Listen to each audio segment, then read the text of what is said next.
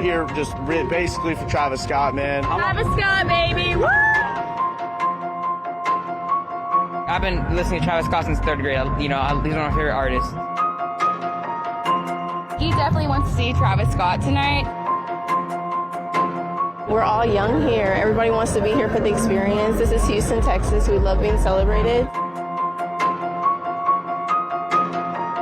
It's fun. I'm excited. I want to be in mosh pits. It's going to be fun. I like a lot of people. It was crazy. Like, adrenaline started pumping. I mean, like, this is a big event right now, you know what I'm saying? So, like, people are going to try and bust through the fence.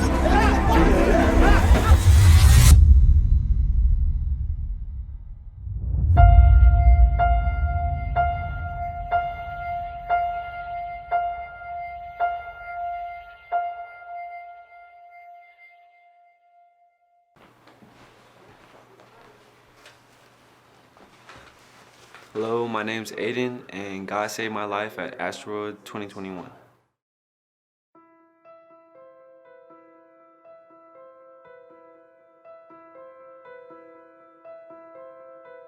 I wanted to be able to create some memories with my girlfriend who had never been to a concert. That's my first festival ever. I've been to concerts, but on a big scale, it has been my first festival. I was just excited. I was pretty excited. It was gonna be my first Astroworld with my roommate. Astroworld was kind of like the first concert type place I've been to. I've been to his past concerts, his past festivals. They're really intense. I'm familiar with how festivals are done and stuff like that, but having one in my hometown at NRG Park was something I was really looking forward to. He really supports Houston.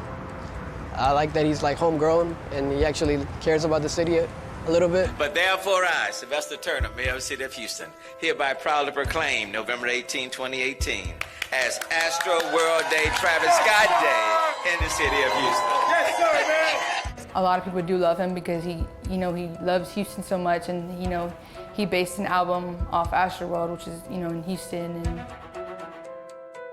just being a Houston native, I think Astroworld, for many here, has a special place in their heart. I remember going there with my family. I still remember the rides. I still remember them by name. So Astroworld has a special place for so many people. To see it associated with the festival was very nice.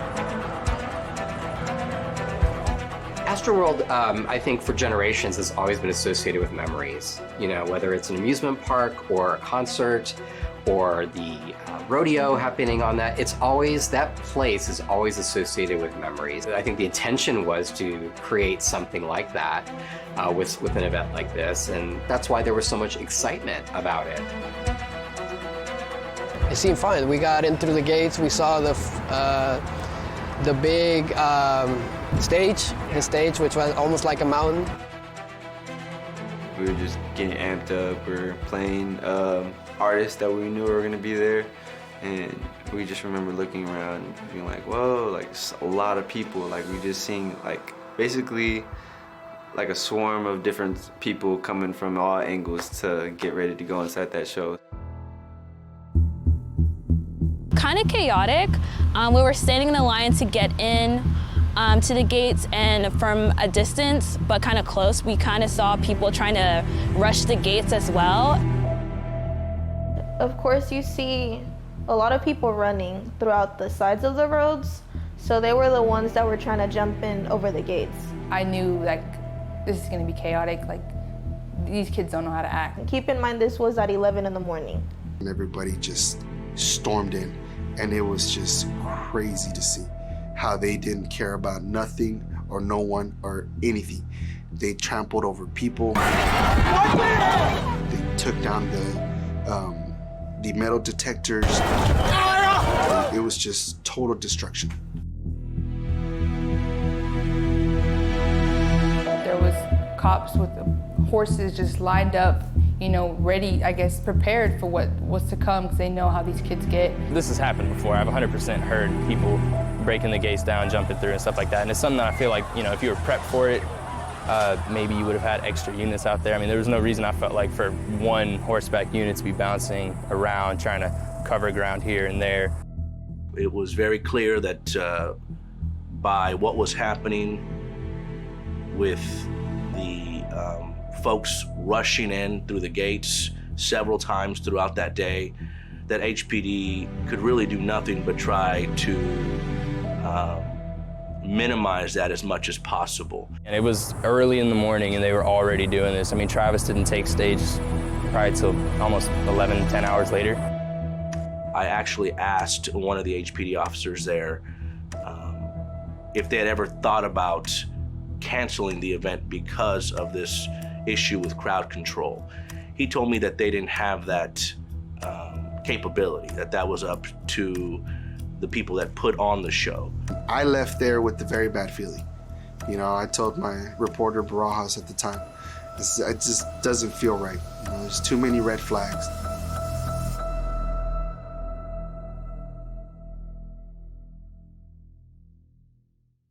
So whenever you walked in the gate, as soon as you walked straight, the merch line was on the side.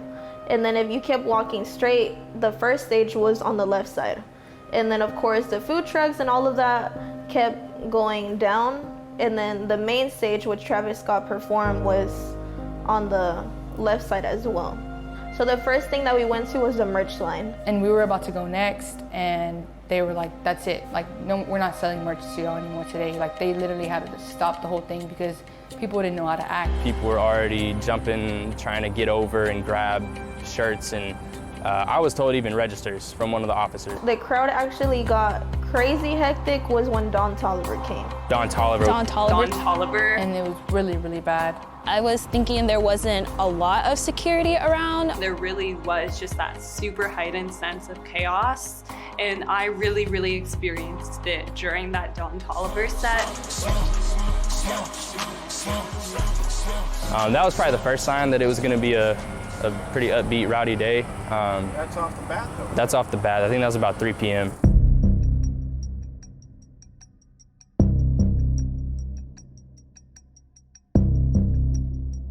And then after that, it was the main event, which was Travis Scott. I went with my friends who wanted to be closer to Travis Scott. So I did wait at the front of the rail. I was there sitting down for hours until 9 p.m. when he came out. I was concerned for a lot of people because there was a lot of kids there. And these kids don't know what they're up against. They don't know what they're about to see or about to go through, because those concerts are very intense. I remember there was two sides, left and right. There was a barricade in the middle, dividing them.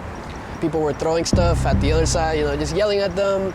There was a few fights, but that's normal from festivals. People are drunk and just doing stupid things. You can kind of feel the intensity starting to build. He's got the big clock on the screen counting down, and the next thing you know, it hits 0. You just feel bass, and as a beat starts to build. When things started getting out of hand, it was right away. And everybody just starts jumping, they're going crazy. I just got a boost of energy. It was a good experience for a few minutes. Everybody's pushing to see Travis Scott. Everyone just starts getting squeezed up a little bit, tighter. My ribs are getting bruised. Me and my friend fell to the ground. I just felt like I had to escape. I'm being crushed in the front, and there's no way I can breathe. I kind of had to put my arms or my hands down because from stopping myself from hitting the barricade the whole time. And then that's whenever I felt like I wanted to freak out, but I had my girlfriend there with me, and she's never been to a concert, so she's looking at me like, is this normal? When that moment started to change, when I heard a bunch of people screaming, the screaming was pretty concerning. And then I kind of gave in. I started screaming for help. You couldn't move, it's like once you were up there, you had no choice but to wait till the concert was over to get out of there. I was just trying to help people out, People were trampling on each other, stepping on each other. If you wanted to get out, you were gonna have to really fight your way through. At one point, when I really got serious was when this one girl screamed, somebody's gonna die.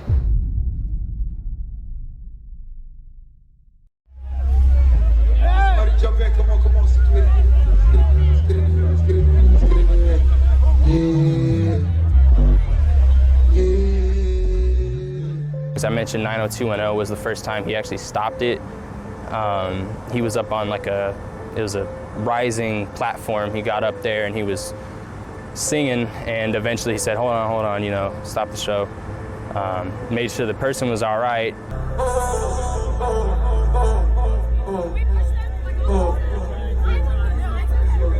Somebody help him, somebody pass him.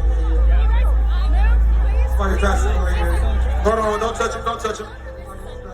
So he did stop the concert for probably 5 minutes, but he stopped and everybody turned around, and behind me was like a golf cart, kind of like with like ambulance lights on it, and it was just passing in the middle of the crowd, and everybody was just like, what's going on?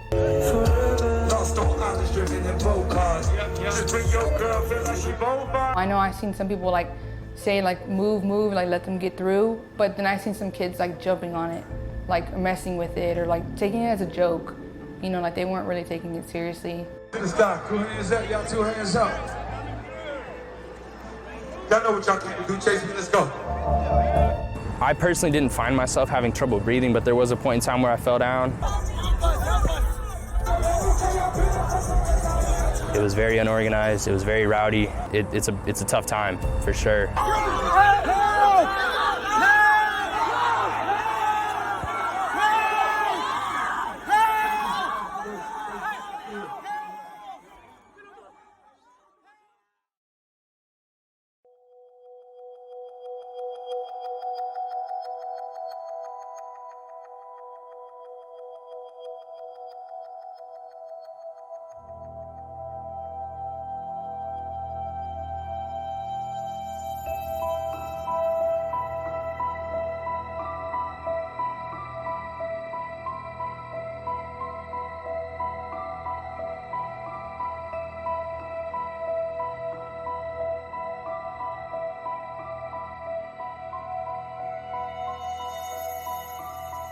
There was people trying to figure out how we can get everyone to, you know, stop squeezing each other or get oxygen, and I felt like some of the people's ideas was to just get on a knee, and then that wave comes, and like those first people that went down, the wave comes and pushes me on my back. Yo, are you good? Yo! And it was like I don't know, I guess like a falling pit. And then I just remember just like trying to see if anyone would look to get out, to help me get out. And everyone was like doing their best to get out from the circle. But eventually everyone just fell on top of my body.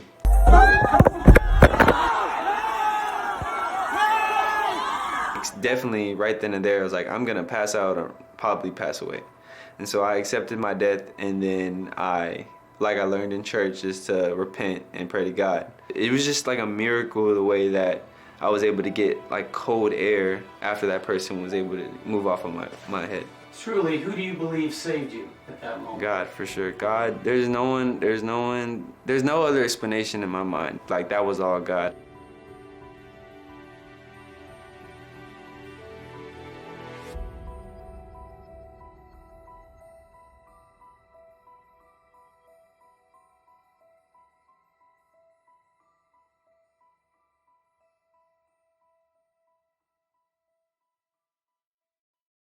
I love y'all so much. I can't thank y'all enough. I owe y'all forever. Everybody, I love y'all. Make it home safe. Good night! The concert with Travis and Drake abruptly cut short. We left the show, it was chaos again. There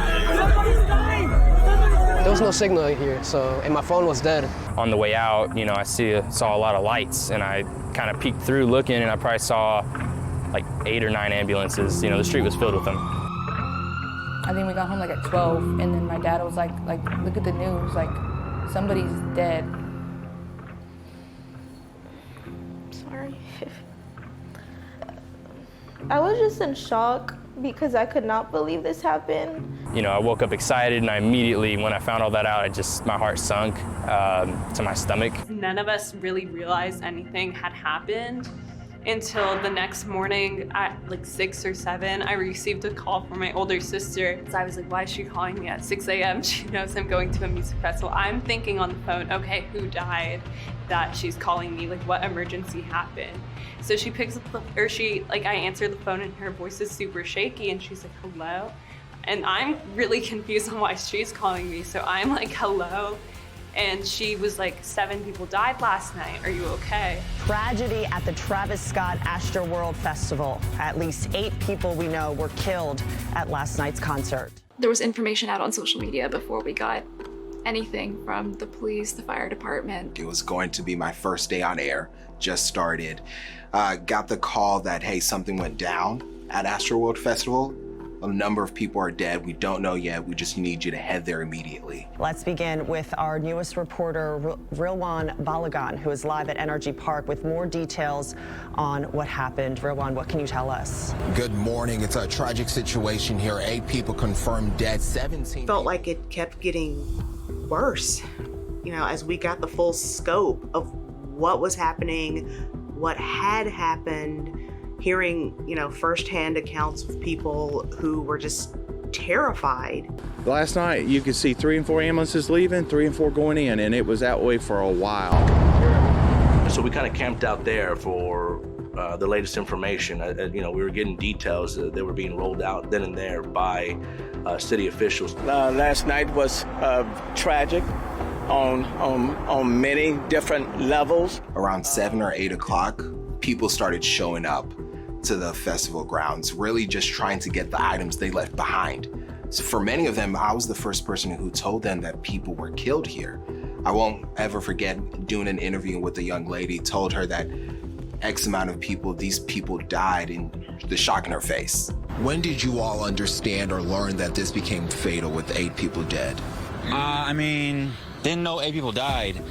Immediately, she thought just a number of people were injured until I told her people were killed here, and her mood changed immediately. Pray for these families. I think that that's very important. Everybody in our city pray for these families. They started talking to us about the victims, the ages, and that's when it really hit you, when you started realizing that there was children in there as young as 9 years old who was there to see the concert with his father, and then ended up passing away in the hospital.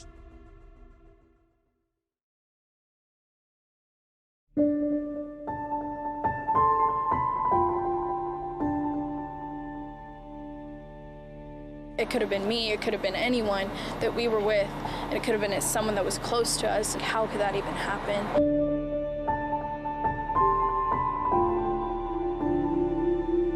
It's just sad. It shouldn't happen. It shouldn't happen. Like a cloud is over Houston. I just want to hug them and try to take their pain away, but, you know, can't. There are about 200,000 words in the English language, and I don't think any of those 200,000 words comes close. They all feel hollow compared to the purity of Barthy's soul. We're grieving, we're in pain. We want you guys to know our brother was the most amazing person ever.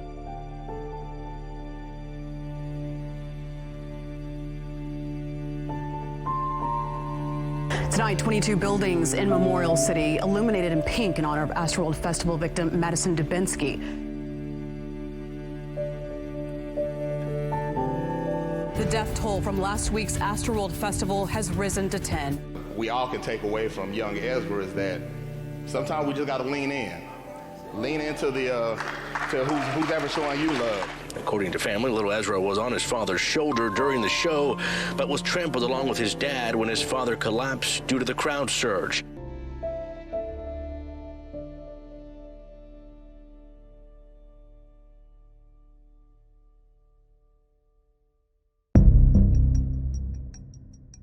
No parent, no friend, no sibling should see their loved one off to a concert by a world-renowned artist and not be able to expect them to come home safely.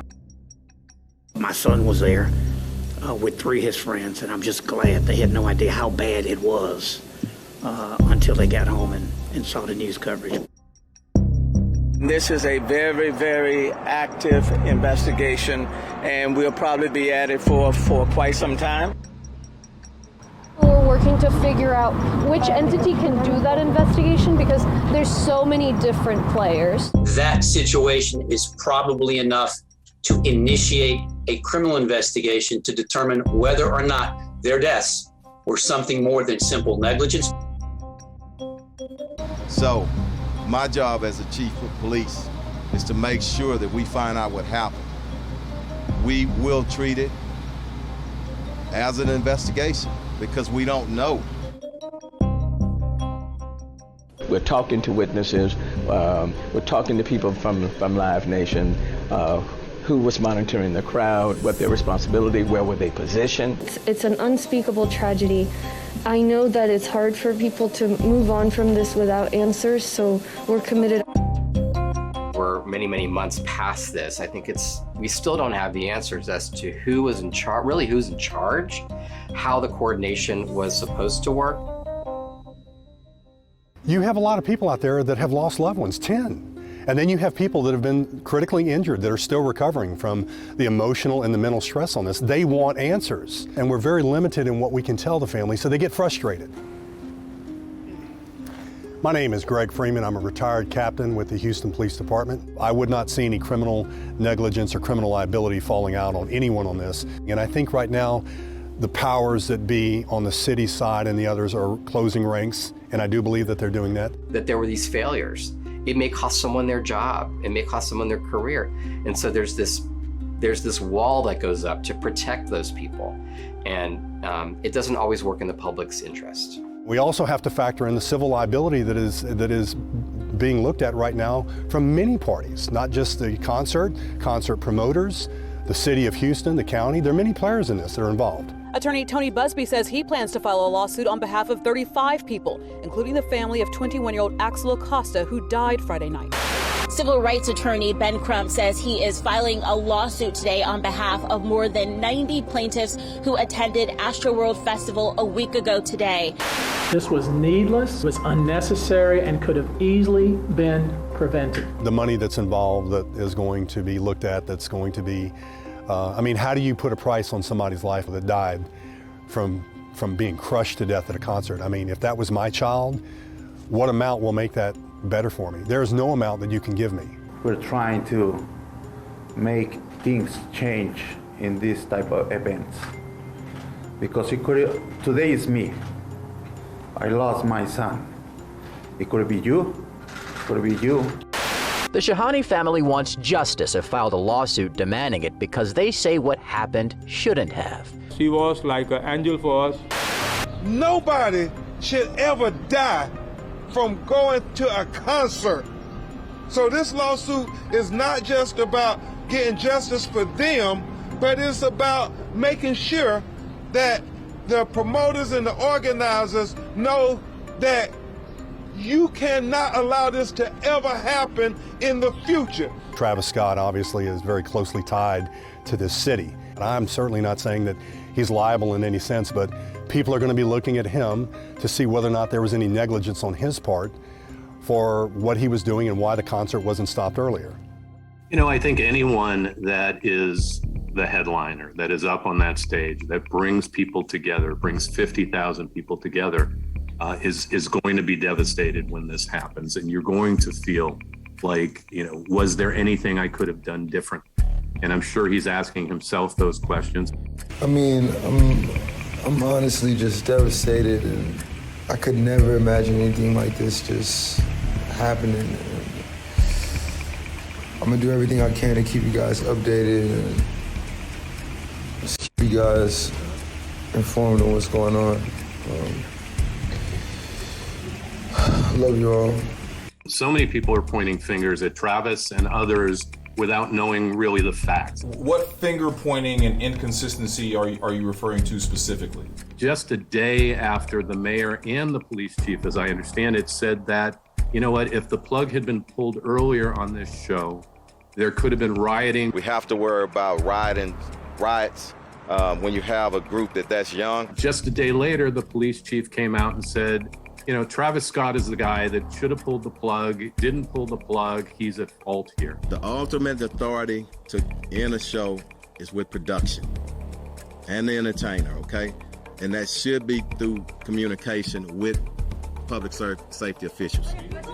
When Travis knew something was going on, he would stop and make sure that somebody was helped. But as far as knowing the magnitude, knowing that something was happening that could ultimately lead to the death of now 9 people, certainly he didn't know any of that. I don't know if you can only blame one person for that amount of people getting hurt. To me, I think the entertainers on the stage, they had the microphone. I think the responsibility fell on the company that organizers that organized the concert. City of Houston, they didn't do nothing. They were outside the gates, and they didn't come in until after. It wasn't anything anyone expected. It didn't come from bad intention. It was just simply it was the worst case scenario planning wise. Every bad thing that could have happened to make that tragedy happened. What I've just been trying to, get to the bottom of is just what happened here. The best thing for him to do is shut up. He comes across as empathetic and, there for the families in one breath, but then turns around and denies all responsibility and acts like he doesn't know anything about it.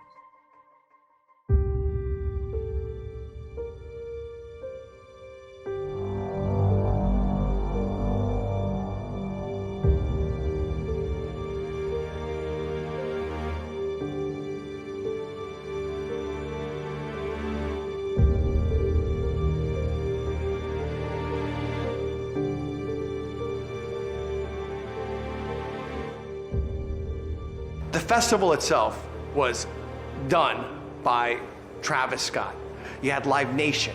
You had members of the city of Houston, the city of Houston itself. You had the county. You had those that helped put together the festival that were subcontractors, the security firms. The $1 million question is who is in charge? Who has jurisdiction? Who's issuing the permits? Who has the oversight?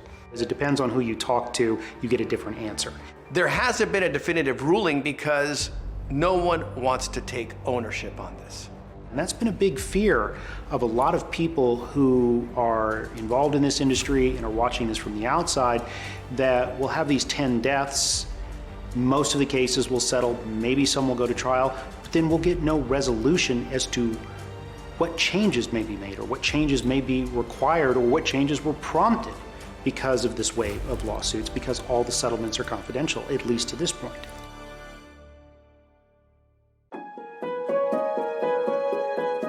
What I heard, what he experienced, I was just in disbelief. Could not believe what had happened to him. I know my son, he shut down for a little while.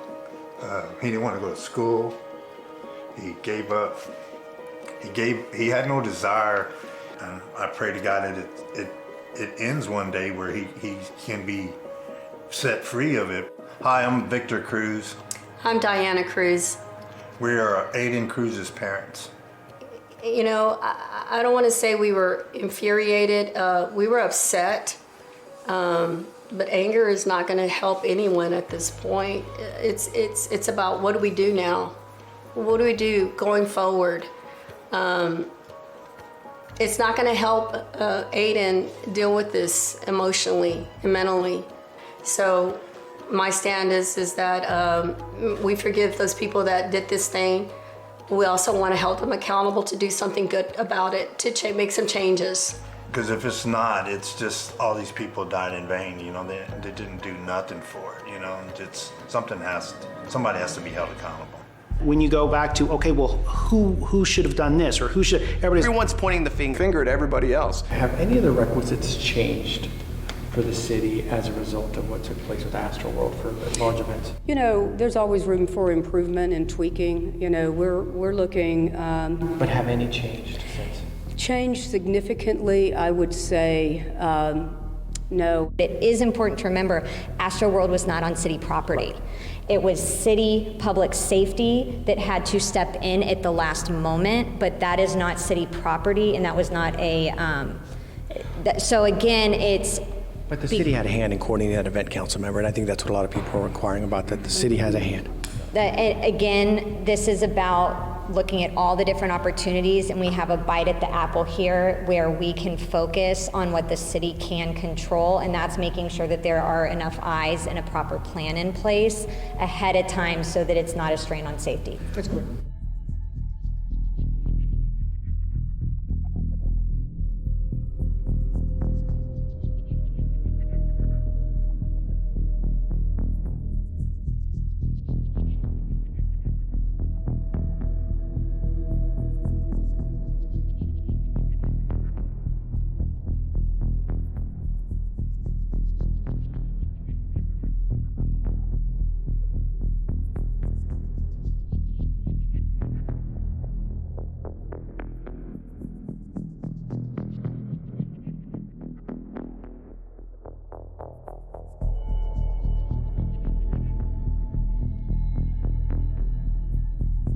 Why did it take the deaths of 10 people for the city and the county to realize it needed to do a better job of working together to ensure a higher level of safety at big events like this?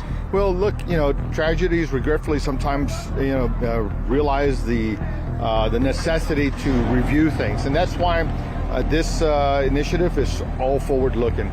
We can second guess what happened in the past in some degree, but that's not what we need to pay attention to. We need to look forward.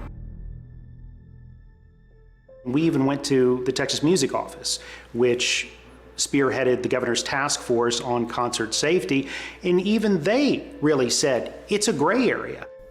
So, yeah, 2021, this never should have happened. It should never happen again, period, full stop.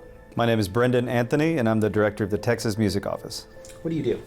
I run the office's support for the music industry as a whole. The state needs to be involved to make sure that we do have some statewide protocols. We learned that there are a large set of mass gathering best practices that must be followed. When I interviewed the head of the music office, it was compiling a list of best practices, essentially saying that, look, there are already rules, regulations, laws on the books, and best practices on the books to make sure things like this don't happen. And so we have put together this exhaustive list, created this clearinghouse of all these documents and rules and regulations, and put it on our website. And while this wasn't a mission to examine exactly what went wrong at Astroworld to hold people accountable, it was an investigation of sorts to identify what happened to make things not repeat itself in the future. How can you ensure that these best practices are then followed through? Well, that needs to come down to enforcement, and enforcement's not in my jurisdiction. So enforcement needs to come from the county judges and the people who work for them in law enforcement. And people who create mass gathering events and do not permit them should be dealt with legally. There's a memorandum of understanding about how the county and the city will work together when you have a large-scale event at NRG, because technically that's a county property, but it's within the city limits. It's a massive event. Come to find out that MOU, that memorandum of understanding, actually made it more confusing as to who was in charge of this, who was in charge of that. I guess you got to be careful, but I mean, who didn't answer questions that you had asked? Well, we respected that a number of these parties were involved in lawsuits at this point. So we did not reach out to mayor's office or others that were involved in these lawsuits at this point. You did not reach out? No, our goal was to set aside these best practices for creating mass gathering permits in Texas. But I mean, was the door slammed or was it a lawsuit? Was it the lawsuit or was it people intentionally not answering questions? I'd rather not say.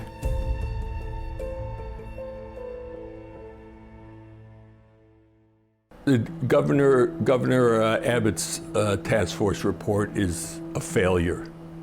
Any way you look at it, long before the disaster struck, any crowd expert or person involved in crowds, responsible for crowds, knew there were storm clouds over that festival.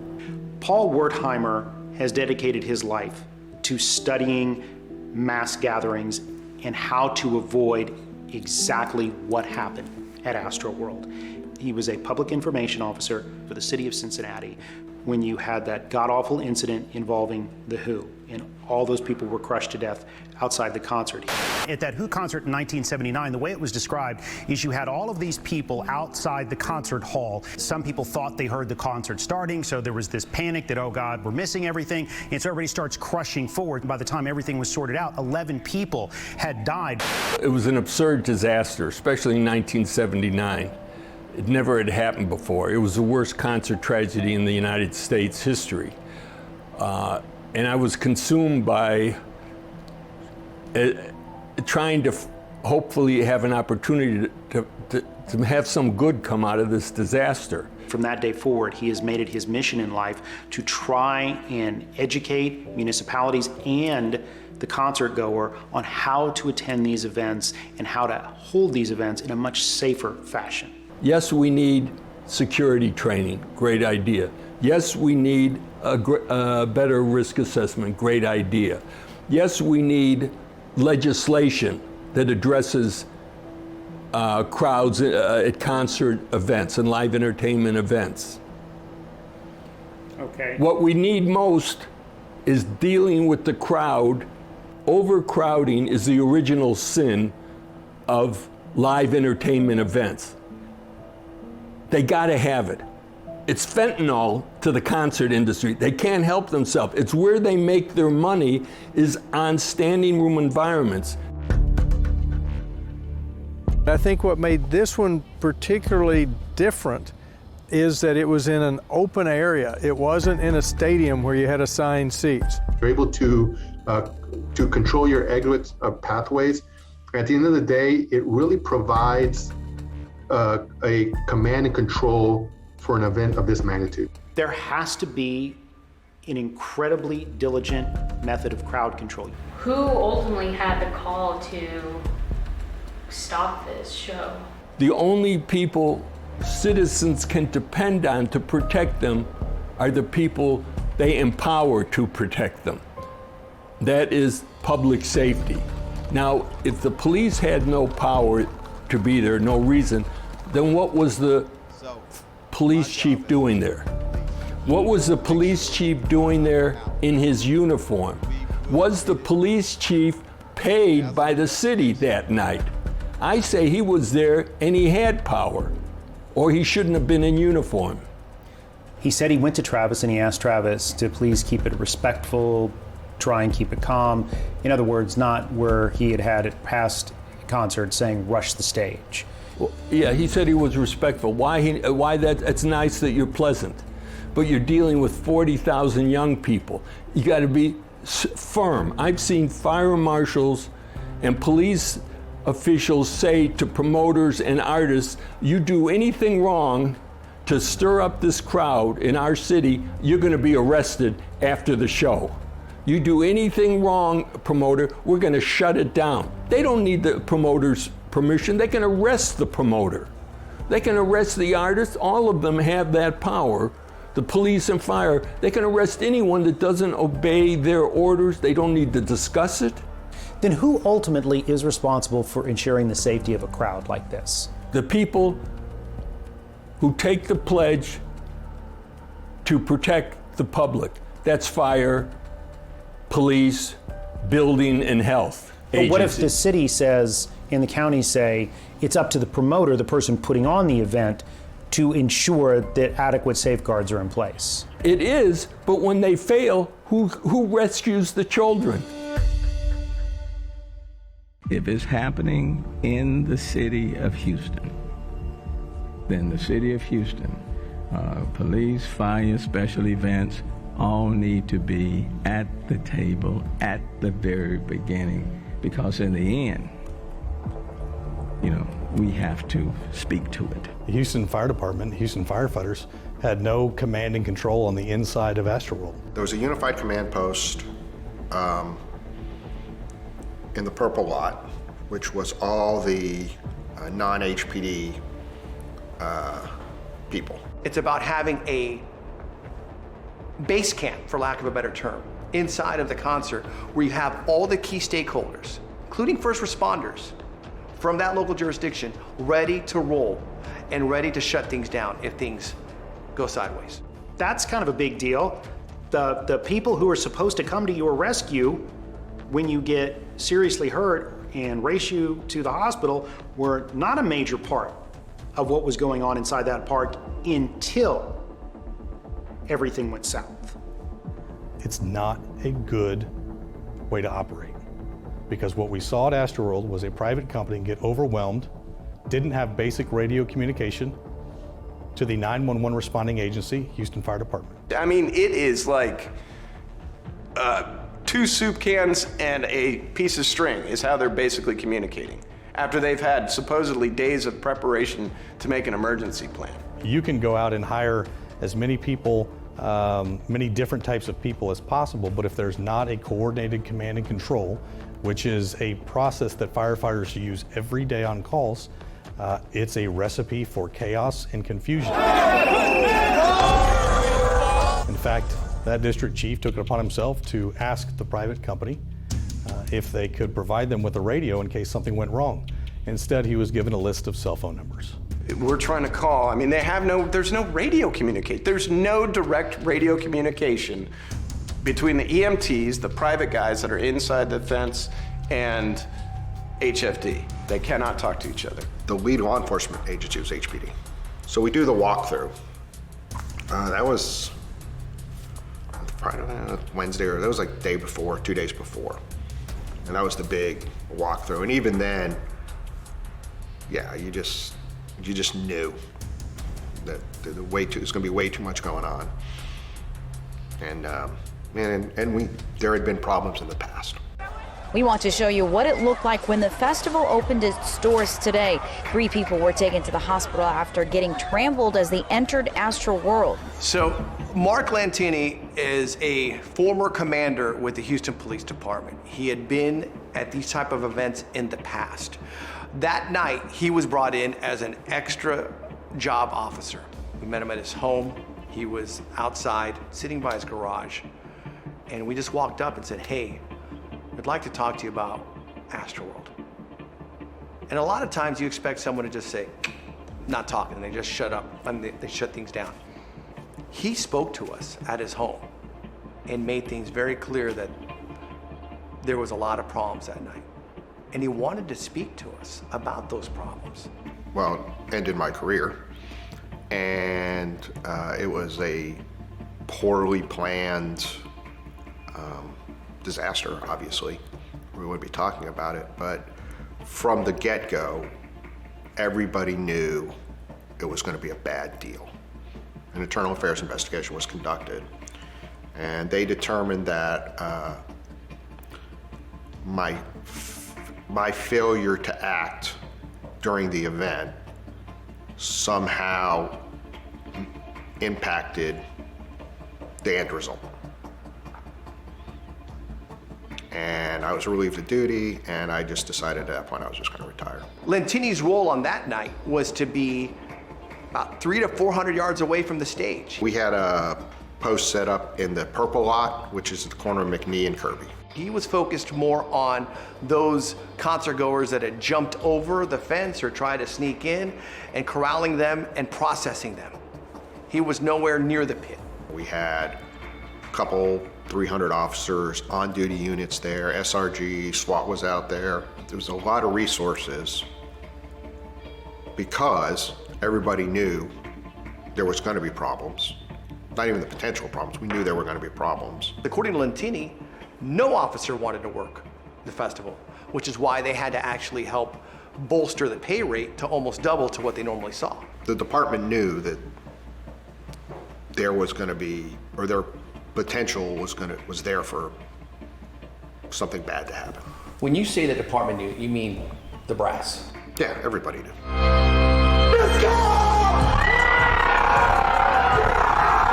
Once the concert started for real, like the big acts, we started getting reports of people being pulled from the crowd, people being knocked over. There was a few firefighters that were stationed about a mile outside the venue, and their task, if you will, was just to monitor 6 different radio frequencies. A member of the Houston Fire Department early on provided me with this, which is essentially a minute-by-minute log of everything that appeared to be going wrong at Astroworld. When I got that document and started going through it, I mean, my jaw dropped, because you just see it building and building.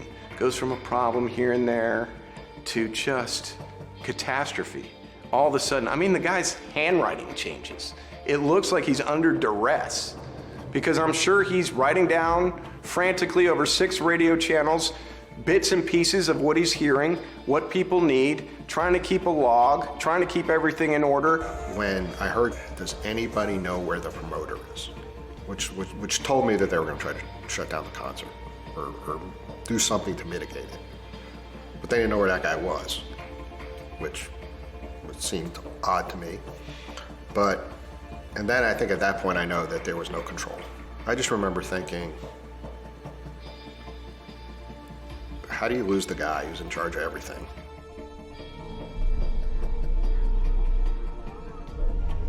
We're so screwed. That's what kept going through my mind. We're so screwed. There's no good outcome of this right now. I didn't think anyone was gonna die.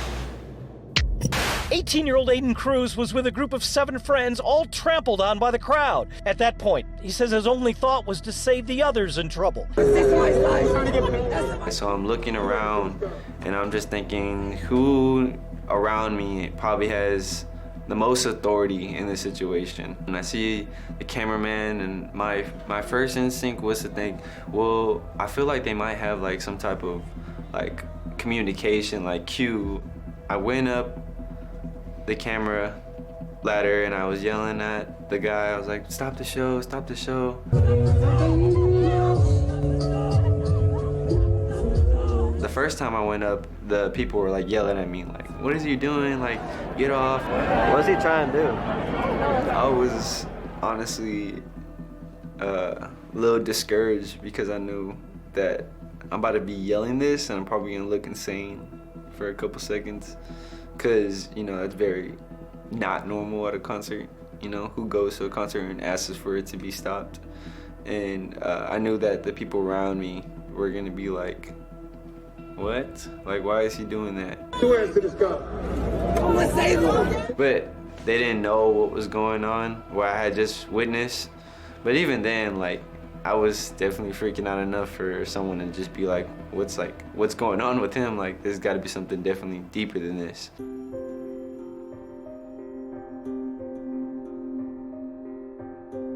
He was just trying to, you know, stop it so everybody could live to see another day. Yeah, and I think Ayden mostly felt responsible for his friends and his girlfriend, you know.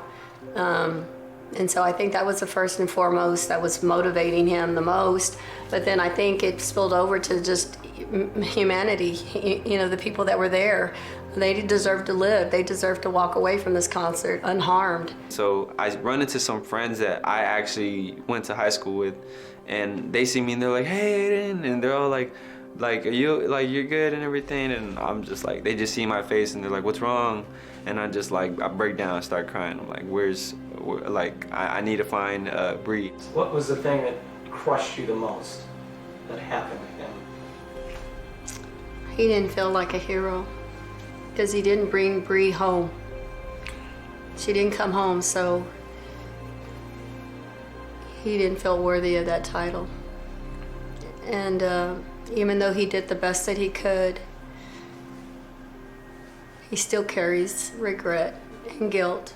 That's the worst thing, the aftermath. Yeah, it's just, you know, out of respect for parents and everything, I honestly, now that I have this time to talk here, I want to apologize, because I don't know if I've ever said too much on her, and I pray for them too. Like, I pray for them to this day. And that was my girlfriend's best friend. I admired her being Michaela's friend, because she was honestly a really good friend. And, you know, she she was hyped up for the concert too. So it's something that I carry today. That's why I'll leave it at that. But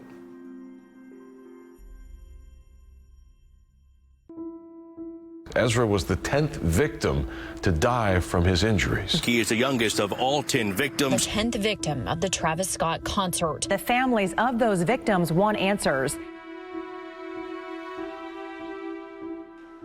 I think what stood out the most for me is just how young everybody was that was there and that were affected by this. You think of people who are in their 20s, maybe even a little bit younger, who want to go out with their friends, who are passionate about a performer, an artist, and they get to see that person live. And some of the images are unforgettable. I think the two young people who tried to climb the sound tower to get the concert to stop, I'll never forget that, that they had the wherewithal, they had the bravery, they had the initiative to try to save people. to this day, I have like these dreams where I just bargain and like fantasize about how I save her or like do something different every time. Cause even when people tell me like, what I did was good, I'm thankful for being here. I wish I would have done so many things differently, and like it's like something that I can never not think about whenever I think about that day. I don't know what I feel, but I don't feel good because I didn't personally get hurt, but a lot of people did, and a lot of people lost their lives, and it was at a person's festival that I really enjoy as an artist, and the whole thing, I just felt weird, felt off. My mom called us the next day, and then she's crying on the phone, asking, "Where's your sister?" Because of course she's seeing all the news, and just hearing her, "Are y'all okay?" I could only imagine the other parents how they felt. I felt grateful that my son made it home, but then in a sense you're kind of like, I'm happy that he's home, but I'm saddened to hear all this other stuff, and I don't know how truly I could handle him not coming home. I don't know what state I would have been, because I'd almost do anything for my son. So I held him tightly, and I realized there was going to be a mom that wasn't going to be able to do that to their child. And then when I heard there were more deaths, I was panicked because I felt like I had sent my son into hell. This is an event where you have multiple deaths from a concert where it's supposed to bring joy. Families are supposed to come to this. I would say this is one of the most tragic events I've ever covered, because we're talking about Astroworld Festival, 50,000 people who wanted to see Travis Scott, and it ended with death and heartbreak and lots of questions. A lot of them were confused as to how this could happen. Been to many a concert themselves, and nothing like this ever happened. Some of them had been to bigger concerts than this, and were just stunned that people ended up being killed at what's supposed to be a fun event. And there were families there, and I think there was a lot of confusion as to how this happened. I didn't really think anybody would die. It just didn't cross my mind. I didn't think it was gonna get to that extent. I've never seen nothing like this before. Never, ever. Hurricanes, we've seen those before. We know what that's going to be. But this is something altogether different. To go to a concert and it being crushed to death. I mean, where does that happen? This was truly breaking news in a fashion we really had not ever experienced. Really hard to just even go through any of it. Like my videos and pictures and stuff, I didn't touch them. I didn't look back at it. And you have a little bit of I guess survivor's guilt in a way. It's like, people lost their lives at the same thing you were at, and the whole thing just, it just sits really weird. It makes you feel really, really weird about the whole thing. I wish, a part of me felt like I wish I could have done something. I mean, you can't, but it's just it hurts a lot because we were there and we had no clue what was going on. I think that's what hit the most, and I think that's why my family was really, really scared, because we had no idea like this was even happening. 10 people who just wanted to see their favorite artist, or maybe not even their favorite artist, but just wanted to go to an iconic Houston festival, didn't get to leave, and that's really sad.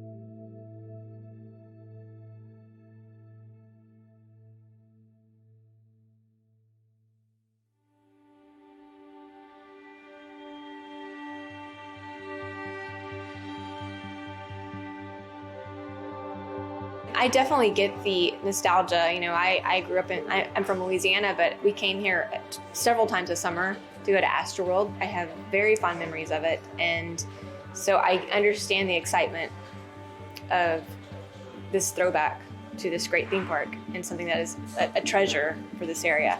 So I get that, and then I also get now the feeling of sadness thinking about how this is connected to that.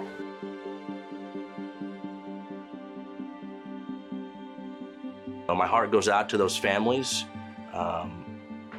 It is certainly heartbreaking, and it's one of those things that will stick with me for the rest of my life. Again, being from Houston, Astroworld holds a special place in my heart. But now, I think it's one of those things that as soon as the word Astroworld is brought up, you immediately associate it with the loss of life, young life, and just unspeakable tragedy.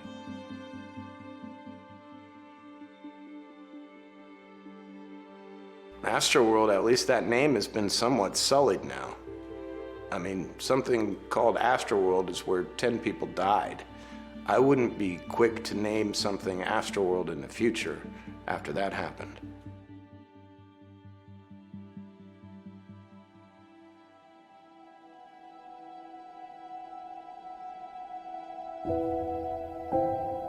I just feel like, what would my life be like had it never happened? And what has been a cause and effect because of that day? Like, I think about it and I try to analyze every single thing that has taken place because of that. And I try to think, is it good or is it bad? And it just left me with so many questions that I don't feel like a lot of